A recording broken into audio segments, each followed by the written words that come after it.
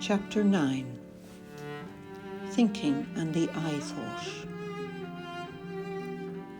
It's early spring, and nature has once again come alive after a long winter. As I gaze at the sea glistening in the morning sunlight, it feels like the winter's sluggishness in my mind also melts away in the light of spring, bringing a sense of lightness to my being. I admire the sea freed from its icy cover and the expanse of the sky reflected on it. Throughout the day, clouds begin to gather in the sky, and when they reflect on the water's surface, they almost feel tangible. Clouds come and go, and their movement seems to have neither a beginning nor an end. They remind me of thoughts that appear out of nowhere and disappear without trace. A thought cannot be captured, but one can become so deeply attached to thinking that the mind conditions itself to the reality constructed from thoughts, beliefs, and concepts.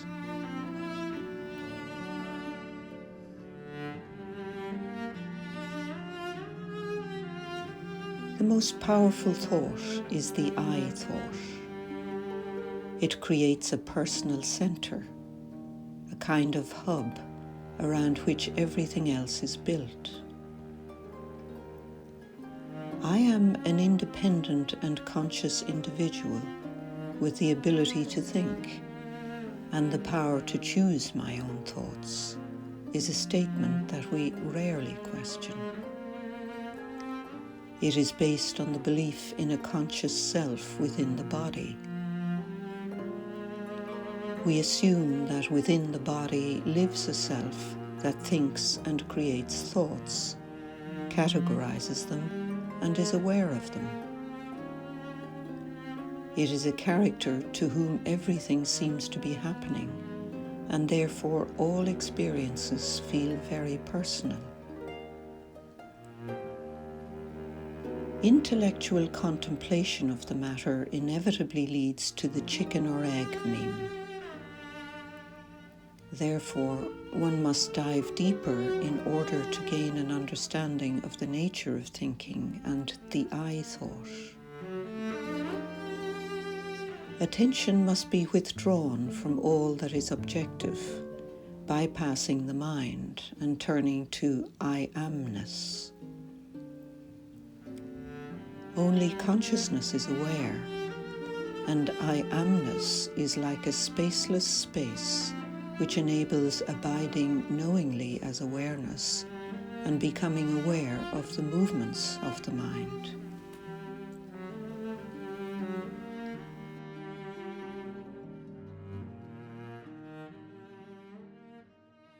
When my attention shifts away from what I am aware of, I notice that both the body and the mind, including thoughts, images, feelings, and perceptions, are objects in awareness. Therefore, the body-mind is an object and not a conscious thinker or actor. Only consciousness is aware. As consciousness, I take a witnessing position and look at what unfolds on the stage of my life, just like watching a movie. I see that thoughts, as well as everything else, manifest in consciousness and dissolve back into it. Thoughts simply arise and do not have an owner or creator. Anyone who has grappled with late-night thoughts knows that they come uninvited and do not leave when asked to leave.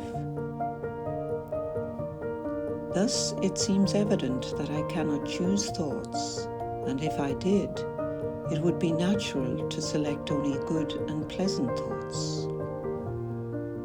This way, even the most unpleasant things would have a silver lining, and I would be happy, as would everyone else, and there would be no problems in the world.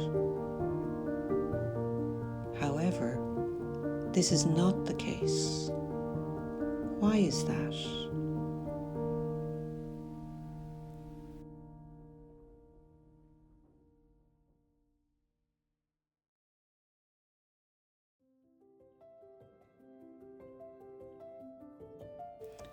Thoughts seem to form an almost uninterrupted stream, but my observation reveals that thoughts arise one at a time.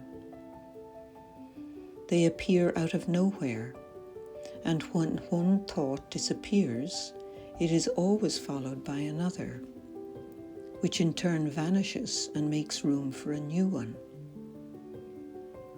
Like waves in the sea, they come and go repeatedly. A thought does not arise in the past or the future, but always in the now. I will drink a cup of coffee. When the word I appears, no other words exist yet. Each word arises only after the previous one has vanished, and what has appeared disappears when the next thought arises. Nevertheless, it feels that there is a continuity to thoughts that makes them an intelligible whole.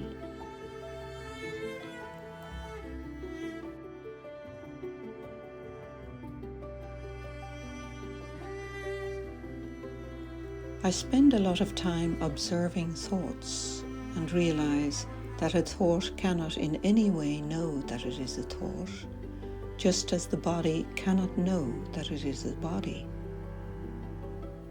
A thought cannot know itself or other thoughts, because how could an object be aware of another object? The independent I is also a thought, and it is consciousness that is aware of it, as well as of all other thoughts. My true identity is consciousness, and what I have imagined myself to be is literally just an image based on the I thought. As I explore the nature of thinking, a practice emerges for me where, upon waking in the morning and before going to sleep at night, I consciously withdraw into I amness. It is like diving into deep water and merging into the silence. Being and knowing cannot be separated. They are like a couple walking hand in hand, the invisible source and element that creates the sense of unity and continuity. Contrary to my assumption, the sense of flow and unity of thoughts does not come from the thoughts themselves, but from consciousness, in which and from which thoughts manifest.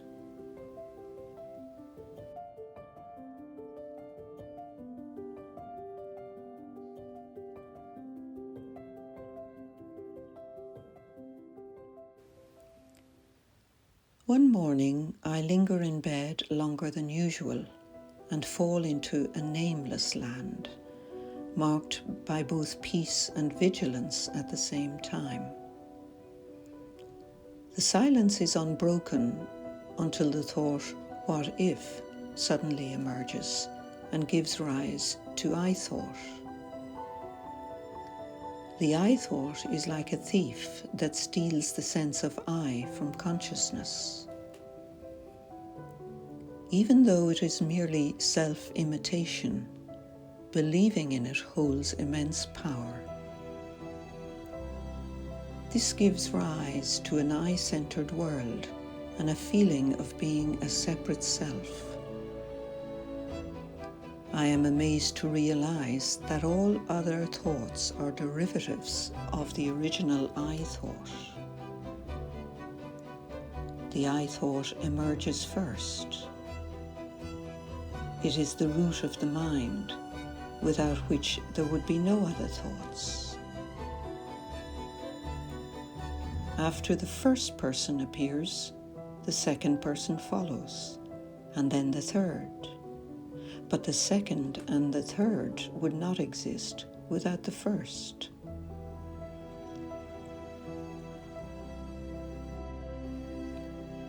Without forcing, the consciousness abiding as I amness gradually becomes a natural part of life, and it is not limited to random moments, but is increasingly present in everything. And thus, what I have previously overlooked becomes visible.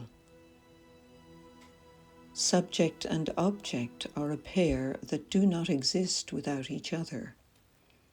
And when my attention is not on objects, the subject based on the I thought also loses its power.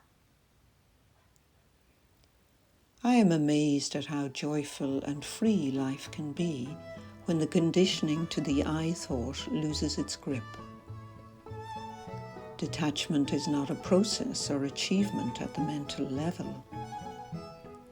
One must truly dive beyond the mind and withdraw into the I amness to be able to see that there is no thinker, but there are thoughts arising in consciousness. The I thought is indeed just a thought, and the I thought is the element that adds a thinker to the thoughts.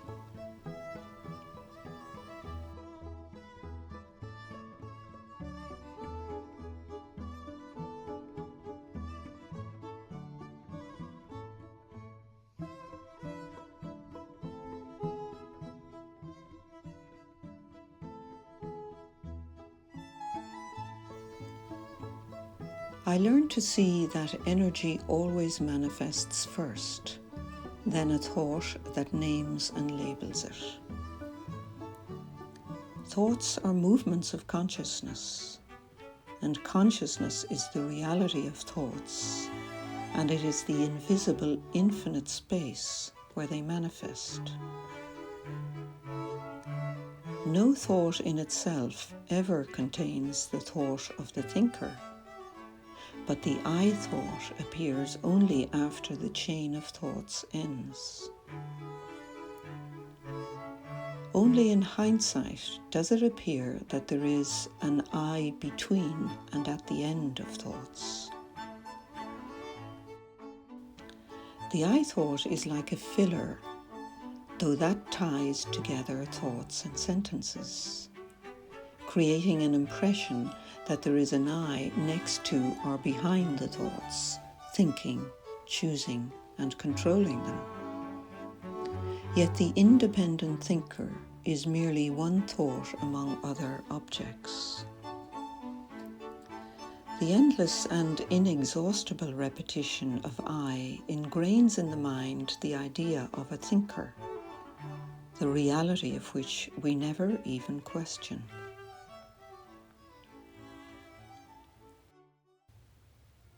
I continue exploring the I thought by engaging in exercises where the I thought is removed from the chain of thoughts.